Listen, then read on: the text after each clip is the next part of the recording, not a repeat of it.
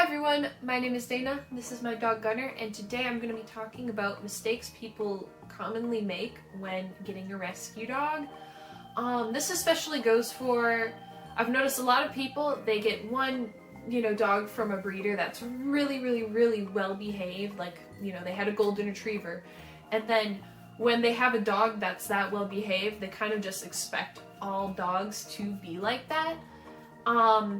So this is kind of a video on how to help people not make that mistake, because as much as people hate to admit it, dogs are all different. They all have different personalities, and they all have different feelings, which people also hate to admit. If rats can feel empathy, so can dogs. And if they can feel empathy, that means they can have other feelings too. So I have a little bit of a list because I have ADHD, and I don't want to waste your time by me talking about things that aren't in correlation to this video. So, the first big mistake that people have with making rescues is they have these expectations from their first non-rescue dog.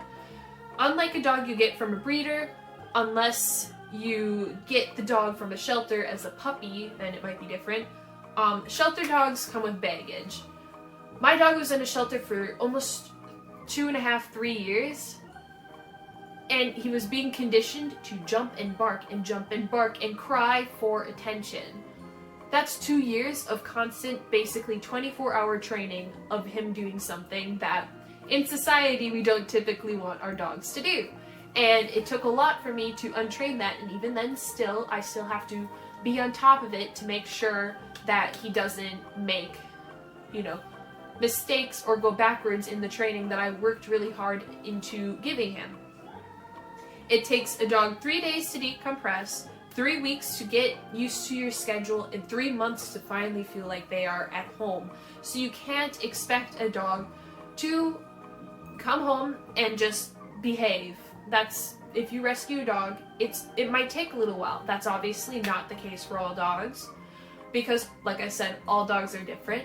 But in Gunner's case, it took him a long time to finally feel comfortable and finally realize that he didn't have to be so tense and always on high alert, and he could learn that he could just relax and hang out. He didn't always have to be high energy play, jump, bite, pull on clothes, stuff like that. Another thing that a lot of people do, especially that I've noticed as Americans, they get a dog and expect that they just won't have to train it. They just get the dog and have it, but don't do any training with it. And this might work out with your golden retriever, Sasha, that you had since a puppy. But most shelter dogs, like I said, have spent weeks, months, if not years, being trained bad behaviors. And also, although a lot of dogs are found as strays, a lot of dogs are also put into shelters because the owners couldn't handle them. So you have to take that into consideration, that they might be in the shelter for a reason. Gunner he had a previous owner before I got him. He wasn't a stray. And they were an older couple who, they got 2 Labradors from breeders. So they got him thinking that he would be just as fine, but they couldn't handle him, so they put him in a shelter. So if you go around thinking that, okay, yeah, this is a nice Labrador-looking dog, he'll be perfectly well behaved. That might not be the case, because he's not just a Labrador. He definitely has other breeds in, and he's very smart, and he needs that enrichment. And a lot of dogs can't just relax, they need enrichment. Many people do not take into consideration the hours of training they'll have to put in to have the dog be a suitable companion in their life. I've encountered many people who rescue a dog and then just treat it like their old dogs that they had since puppies, only for them to be like, oh, it's not like my old dogs that I had since puppies. I was taking Gunner for a walk, and I passed a house that I'm assuming was a very newly rescued pit bull, and they had it on a leash that went all the way to the sidewalk, and it could go over the sidewalk and reach onto it. And it charged at us, ready to bite. It was not friendly by any means.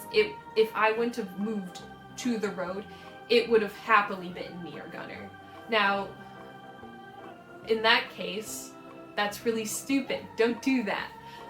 because, especially since this dog was very pit bull looking, it looked more pit bully than Gunner, and that could put a bad reputation for that dog, and it'll pay the consequences of your negligence. So,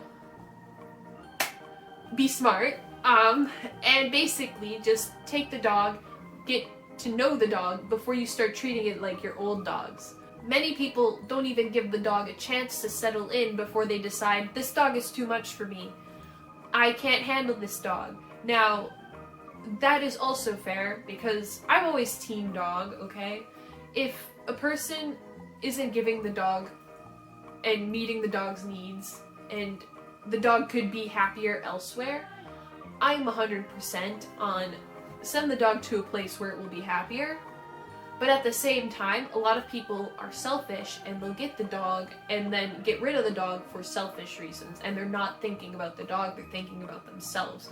In that case, then you shouldn't even get a dog in the first place.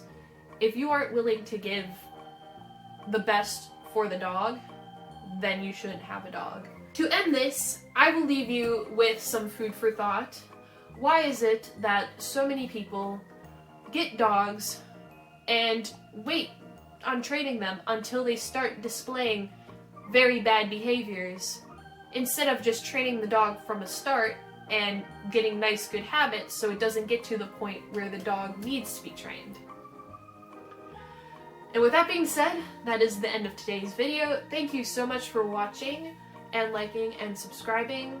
I know this video is a little bit more negative, but I've just recently seen a lot of things and encountered a lot of things that made me go, and I felt like I should definitely talk about it, because a lot of people these days are pushing the adopt, don't shop agenda, but some people are not capable of taking care of a dog of Gunner's caliber. I definitely say don't adopt from backyard breeders, adopt from reputable breeders who do health tests, you know. Yeah, the dog will be more expensive, but it will not have bad health issues, and the people who are reputable breeders care about puppies and care about the breed. If you feel pressured to adopt a dog, even if you're not comfortable adopting a dog, then don't. If you want a dog but aren't comfortable with the shelter dog, don't get the shelter dog. Find a reputable breeder with a breed that you're comfortable with, like a golden retriever. Those are very easy dogs. You know, low energy dogs. But anyways, that is it for today. Anyways, that is it for today, and I will see you in the next video, and yeah, bye!